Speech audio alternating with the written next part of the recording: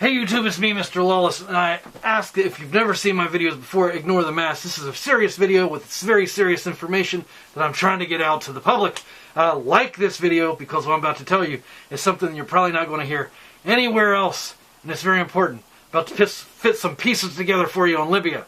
Now, the reason I'm wearing the tie is because Congress has just recently come out and said that they cannot get any facts or information from the administration or the State Department on what happened in Libya with our embassy burning and with Ambassador Stevens being killed and sodomized, and a couple Navy SEALs being killed. And you think that'd be kind of a big deal, and Congress within 24 hours would be briefed fully on everything that's going on. But there's Democratic and Republican congressmen now saying, hey, why aren't you telling us what's going on in Libya? It's important. We want to know. And I'll play a little bit of that for you right now. And I want to fill you in on what's going on, the truth about what happened in Libya. And I want to know your feedback at the bottom. But here we go. Let's get into this. Republicans are asking the administration for answers. So this is now something that certainly could never be colored as partisan. These are concerned senators and House members who want to know what's happened. And for some reason, this administration is not coming forth. The Libya embassy burning and the killing of our 2 Navy SEALs and our ambassador. Basically, what the administration doesn't want you to know is that we supplied Al-Qaeda with weapons to overthrow Gaddafi. Now, if you're not a sheep, you're much aware of this already. Or, if you turn the MSN off and turned on YouTube or the alternative media, then you were aware that we were supplying Al-Qaeda with weapons in Libya to overthrow Gaddafi. But this may be the first time you're hearing it. And if so, there's plenty of information on the web. Just Google it. Mainstream media even did cover it. And here is one such story. America's secret plan to arm Libya's rebels, which was Al-Qaeda. Now, why is this such a big deal? Well, they sent our Navy SEALs and our ambassador to Libya on a mission, a CIA mission, and a State Department mission to recover weapons that we had given to Al-Qaeda to overthrow Gaddafi, because those weapons now could be used against our allies or us. And someone had the good sense to say, hey, you know, these weapons might now be used against us. Duh.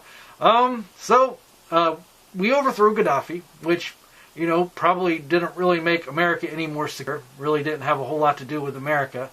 But that's what this is about.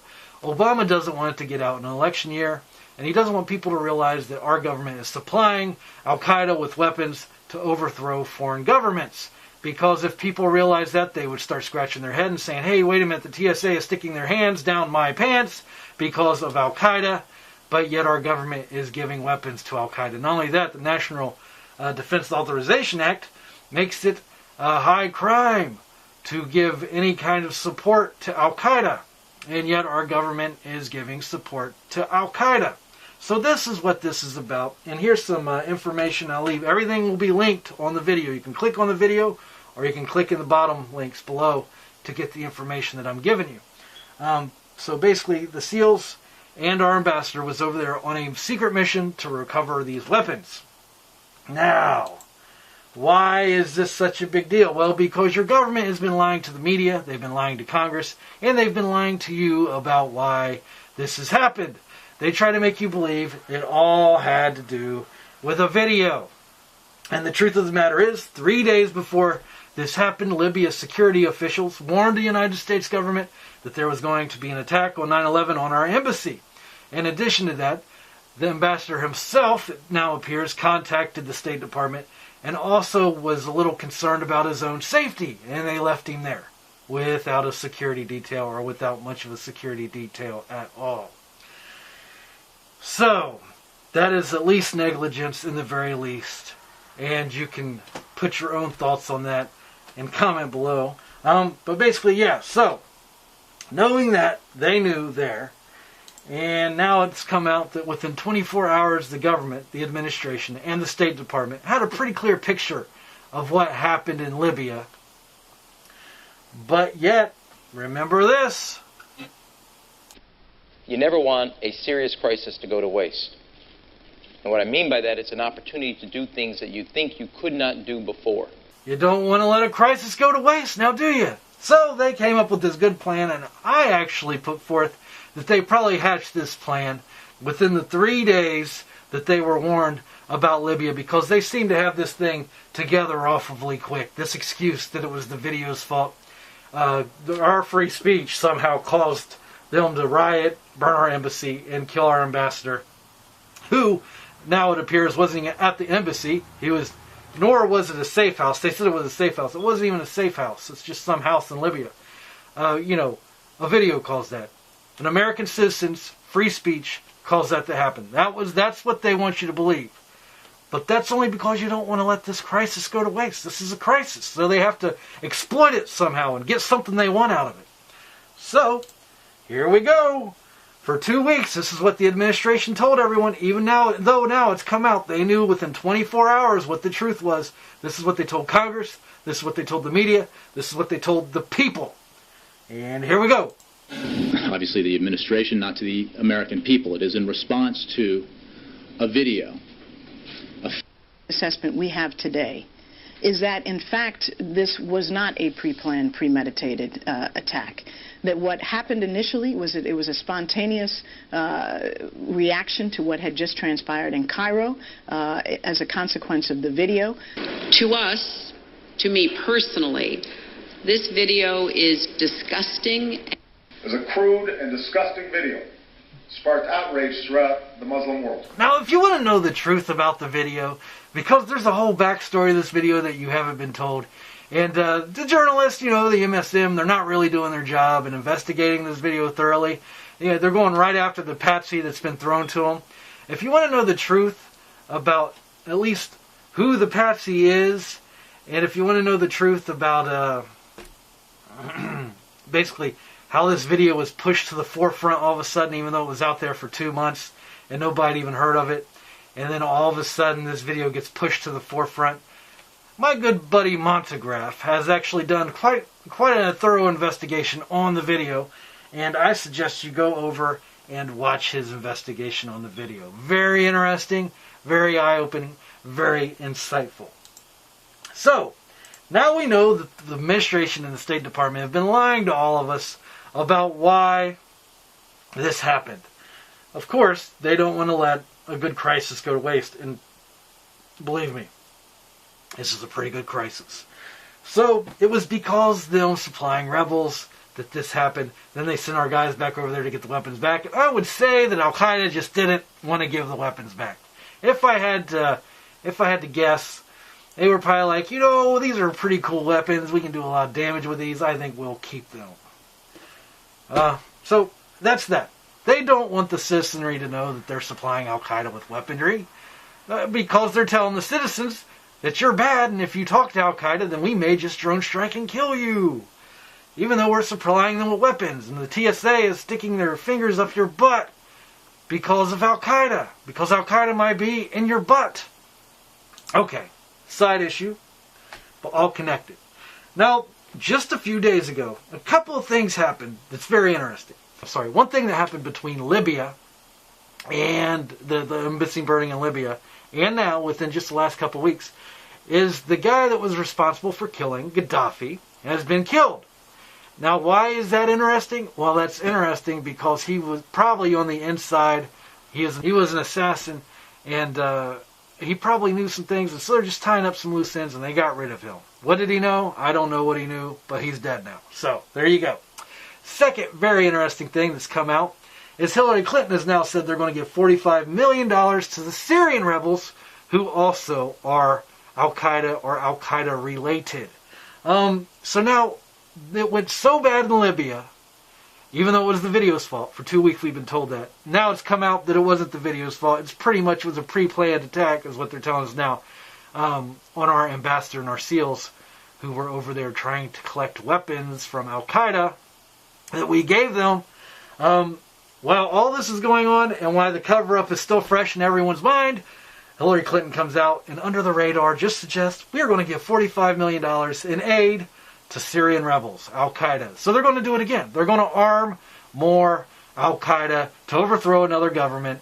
Even though the last time went so bad, it was such a disaster, foreign relations-wise, They destabilized we can't even keep an embassy there in Libya anymore. Went so bad, they're going to do it again.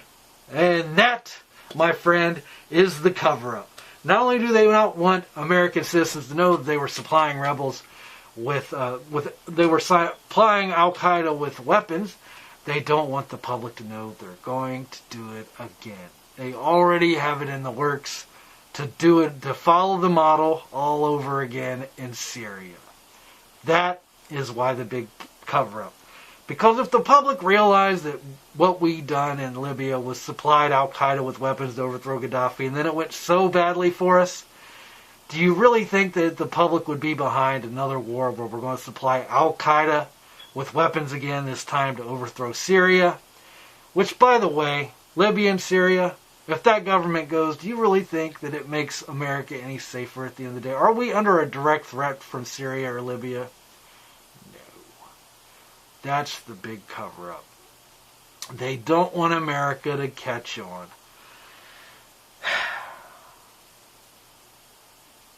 That's all I have to say. I'm going to be doing another video, expanding on my last video where I said, warning, free speech is under attack. And it looks like the MSM's starting to come around, and they have realized that what I was saying was true. Because in the last couple of days, CNN and a few other MSM outlets have actually came out with stories saying, freedom of speech is under attack. Now, don't get me wrong, the reason they're doing it is different than the reason I did it. I will go into that in a different video. This video has been long enough. Please like this video, subscribe if you haven't already, and share this video, because this is the truth that you're not going to get anywhere else. Well, you may get it a few different places on the web, alternative media. And believe me, a guy in a happy face mask has no reason to be doing alternative media stuff. But when the truth just isn't getting out there fast enough, we all have to do our part. And I'm just doing my little part in my little corner of the world to expose the truth to the people. And one other thing real quick I wanted to mention. CNN supposedly found the ambassador's journal. I want everyone to know that that's probably not what happened. CNN may have found the journal, but I believe they were meant to find the journal. I would say what happened is Ambassador Stevens gave his journal to someone like, hey, look, make sure the media gets this in case anything happens to me, because I've told the State Department I want out of here. They have a hit on me. Al-Qaeda has a hit on me, and I want to get the hell out of here because they're going to kill me. And if I end up dead, I want you to have my journal, give it to the media. That way the media can expose what happened here. And I'm pretty sure that's what happened with the journal and CNN and the media and CNN running stories without the State Department basically putting their seal of approval on it and embarrass the government and the State Department. But basically, yeah, that wasn't an accident. Don't think for a second that basically CNN stumbled on his journal. I really don't believe that. I think what happened there is Ambassador Stevens, being the spook-minded individual that he probably was, probably gave that journal to someone in case anything happened to him. That way the truth would get out. Very sad. Very sad. Everything that's going on in our government, very sad. That's all I got to say. I hope you watched the whole video. Share it, like it, lawless out. Yeah, get rid of the teleprompter. Let me do it from the heart. All right, drop the beat. Here we go.